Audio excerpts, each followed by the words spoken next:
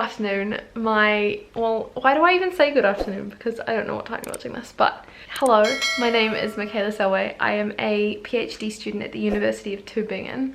I moved from New Zealand to Germany to do my PhD here, and yeah, I make videos about exercise and lifestyle and basically documenting my time here in Germany and my studies and the books I'm reading. And yeah, I don't know, it's a bit of an eclectic channel that I have, but I kind of just am documenting my life so that I can look back on these years and remember them, because I have a shocking memory. Anyway, welcome to the video, welcome to my channel. If you're new here, thanks for coming along, and if you like what you see today, then subscribe to follow along with all of our adventures, and make sure to like the video, because I do so many different videos. It really helps me to know what videos you guys prefer, if you like the ones that you enjoy. So again, yeah, thanks for being here. Today's just gonna be a little bit different. I was hoping to do like a average day in the life of a student, but I think that I'm actually just gonna chat. I'm just gonna do a quick video. Like, most of my videos are like 20 minutes because I just take a lot of content, but I think today's just gonna be a super quick one. I'm just feeling like a little bit overwhelmed, and I wanted to document this part of the PhD experience because I feel like it's something that a lot of people don't really talk about, or like I haven't really seen much of it. Sorry, I decided to put you down because my arm was getting sore. But I feel like it's something that, yeah, people don't really talk too much about, or like I just haven't heard about it. And it's something that when I was looking up on all of my stuff about moving to a German university, nobody told me about. And so yeah, I don't know, I just thought I'd make a video about it so I can get my thoughts out, and then yeah, maybe when I get to the end of my PhD and I've finished everything, I can look back and be like, huh, funny, I was worrying about that at the beginning. Or I had a reason to worry about that at the beginning. By the way, this is, I've got RSI and I've been typing a lot today while I've been studying.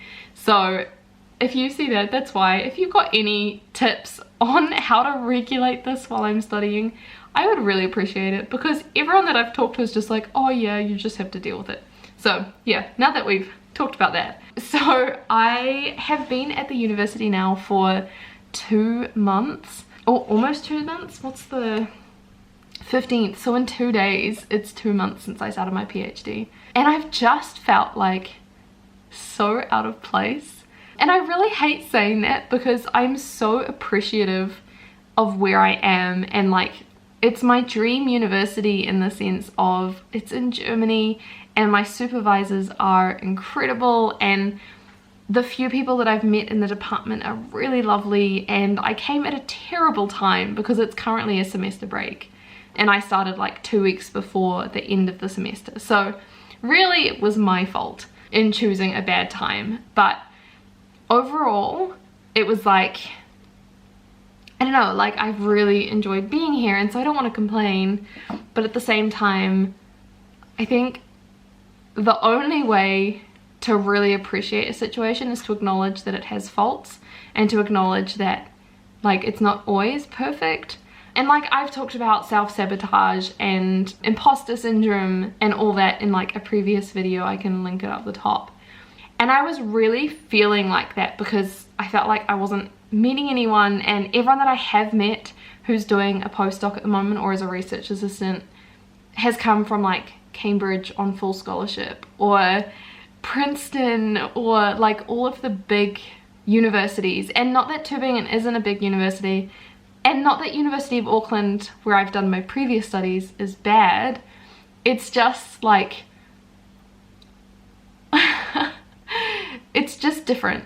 And I think the University of Auckland was really good, but it's obviously quite limited in their resources, and they're not big on like medieval history. And so I've just had a very different experience up until now. And like I've said in, again, previous videos, I'm not funded. I'm here on our own funds. We're both working so that I can do my PhD here, and we're able to make this work because I have very, very little course fees. University is essentially free apart from administration fees, which are a few €100. So like, for a PhD option at a really good university, at a well-ranked university, I'm like so lucky to be here, and the opportunities are incredible.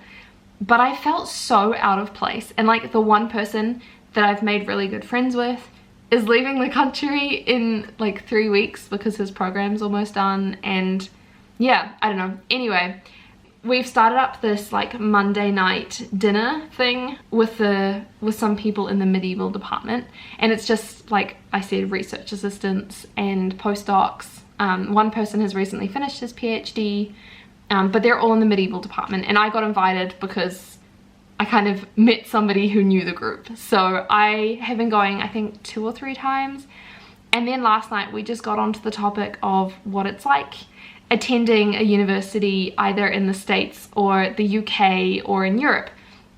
And everyone was talking about their undergraduate experiences of like, in the Netherlands they have this whole like hazing thing, and in Cambridge they all like not really have fraternities per se, but like they have their groups and their clubs and their societies. And I ended up asking like, do they have anything here at Tübingen, because I feel like I don't know what's happening, and like I feel like nothing is very well advertised, or maybe I'm just missing everything. And they're like, oh, are you not on the medieval department mailing list? I was like, there's a mailing list? No, I don't know.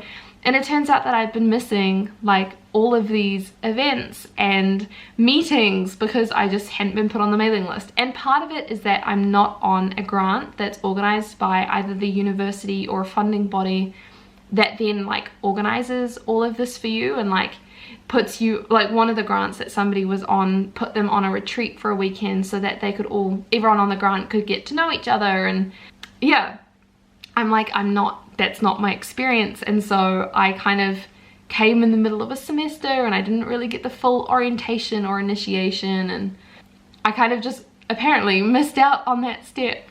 And then I was like, oh well, what I understand of the PhD, and they asked me then like what I knew about the University of Tübingen, and I was like, well, all I know is that, which sounds really bad because I probably should have gotten more informed, but like I did a lot of research when I was trying to decide between Australia and coming to Germany for my PhD, and all I was told and all I found online was that you just have to publish your PhD in order to get the title of doctor. So you can finish the course and you can submit, but until you get your PhD published, you don't get the title of doctor. And they're like, you know, you have to like sell 150 copies. And I was like, I'm sorry, what? Like, you don't just have to get like a book contract, or you don't have to like make it open access online, or I don't know, self-print it. Like, you have to sell 150 copies of your PhD. I'm like, I mean, I think my topic is amazing and that's why I'm doing it. It's something that I'm super interested in, but is it like 150 copies worthy interest, or like, I don't know. And then I just got into a bit of a spiral, and they were telling me about all of these things that I should know, which is like, so you do your PhD, you do your 3 years of research, you write it, and you submit a 100,000 word document, but you also have to give a defense, which changes at every institution. Some people it's like 2 hours, for some people it's about 30 minutes. It depends on what their expectations are. And he's like, oh yeah, so your defense isn't just on your thesis here. You have to give your defense for about 30 minutes on your thesis, but in order to prove that you're like a student of the faculty of philosophy and not just a very niche topic, you also have to give a presentation on a completely separate topic. And I was like, oh my gosh. So I'm already panicking about giving a presentation because my memory is terrible and I'm so bad during the question time. And now I have to give a presentation on something that's completely unrelated to my thesis.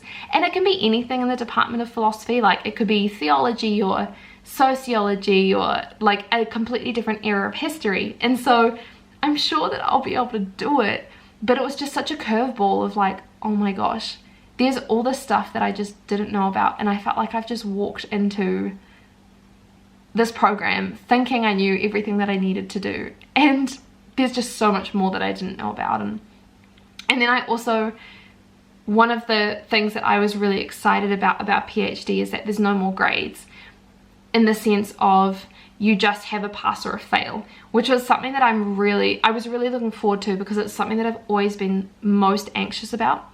I feel like, I mean, I'm pretty sure I've talked about this in a previous video, but I'm somebody who's very hit or miss with grades. And it's very different when it's a thesis because you have a lot of time and a lot of feedback. But with exams and stuff, I was always so hit or miss whether I'd understand the question or not, or like I'm a very different learner. I'm not somebody who does really well just like listening to a lecture. I have to go through and digest information and make really intensive notes, which I mean, I'm sure I can do a video on it later if you guys want to know my whole study method. But it's very different to what a lot of people do. Like, I'm a very active learner. I'm somebody who needs lots of color on my notes so I can distinguish between information, and I find examinations really stressful. And so one of the things about a thesis is that there isn't a grading system. There's no like, oh, you barely passed, or like you got 50% out of 100 and so you passed but you're not very good.